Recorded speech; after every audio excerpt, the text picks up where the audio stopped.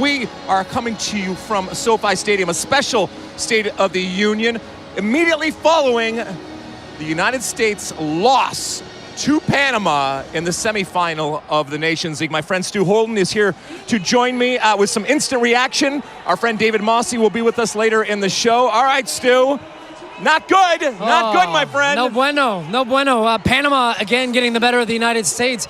Look, it's the same old story. There was no red card tonight for the United States, and yet the same result. They end up losing against the Panamanian team.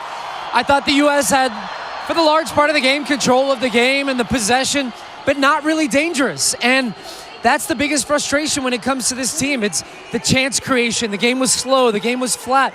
But you knew what you were going to get against Panama. You knew they were going to set up in a 5-4-1. They were going to lock down space. They played very narrow in the middle, and yet we're trying to jam the ball through the middle of the field to find Pulisic, who, by the way, I thought had a very poor game today for the United States. Came in great form from his club form with AC Milan. Josh Sargent ultimately had no real chances in front of goal.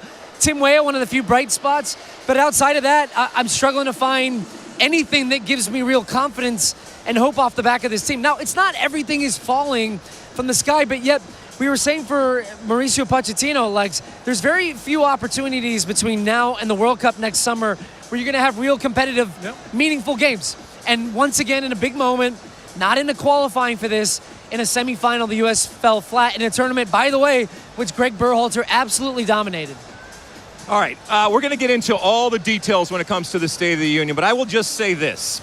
Coming off of this loss, again, 1-0 loss to our friends Panama in the semifinal of the Nations League. For the first time, the U.S. will not only not play in it, but obviously not win the Nations League. There are two ways that you can look at this, Stu.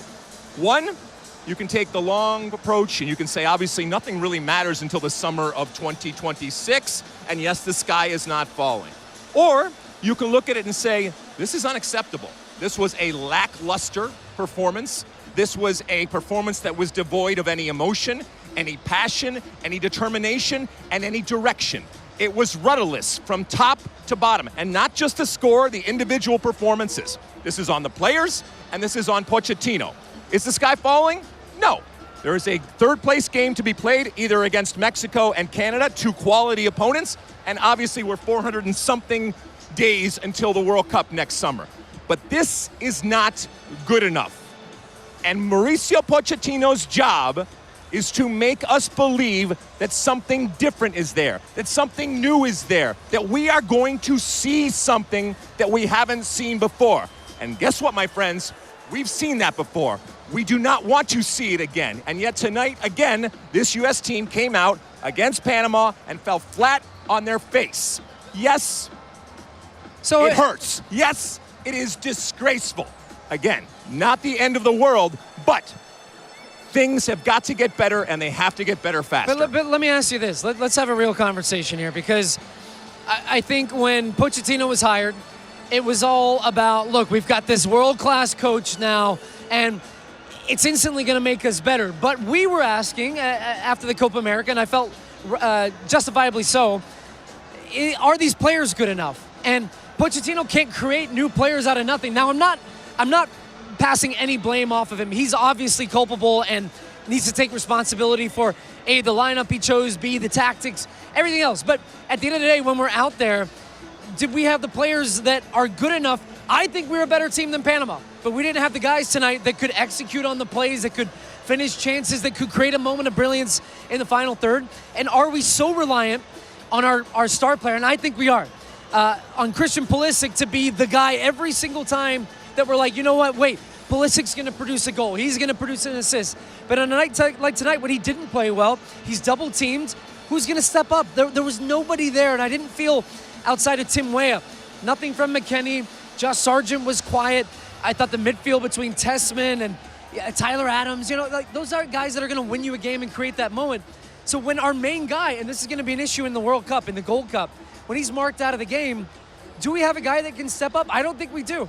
And to me, that's beyond the coaching element. It was always going to be about, now can this group of players take themselves to another level, or do they have another gear? And to me, this is the same team we lost to in the Copa America, but except now in the Nations League semifinal. It's beyond disappointing. I'm furious, and as you should be if you're a fan watching right now, but now I'm almost at a point of apathy and sadness and almost maybe a sad realization that maybe this team's not as good as we thought they were going to be. Yeah, I mean, look, again, we were going to get into all of this and get into some of the minutia and some of the details here. So hang with us. When it comes to the State of the Union, we give you the good, bad, and unfortunately, we got to give you the ugly too. Lex, we did get your U.S.-Canada matchup you were pining for, Yes. but not in the way you wanted.